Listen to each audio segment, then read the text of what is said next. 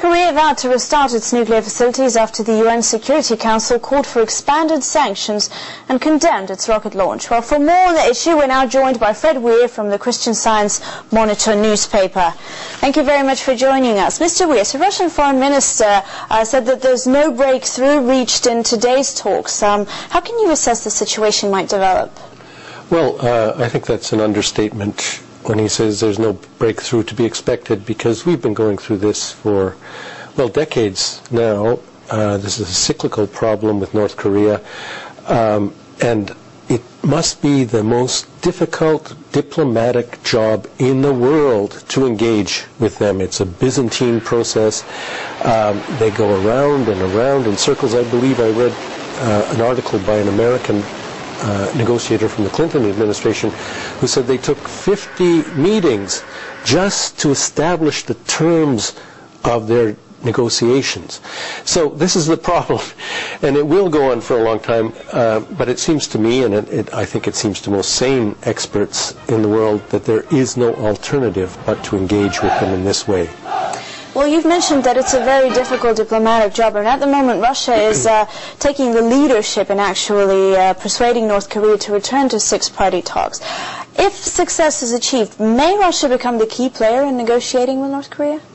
Well, I doubt that. I think that there's a round-robin thing going on here, and everybody is having a go at it. The main player there is, and probably for a lot of material reasons, will be China. It's China that ultimately holds North Korea by the by the throat. However, Russia is an important player in this, and I think the fact that Russia is taking a lead today now shows that there's a new attitude in the world, that the Barack Obama administration in the United States sees Russia more as a partner in these kind of problems, and that's a very good sign. And also, besides peace, what other interests do six-party talks seek for with North Korea? Well, North Korea doesn't have much, that the world wants. It has raw materials and so on, but I think mainly what everybody is looking for is some kind of long-term soft landing in which North Korea and South Korea will eventually reunite into something. But that's a long way off. It's a goal, but that's the main focus of this. And if the six-party talks do restart, what chance is there of progress in North Korea's disarmament?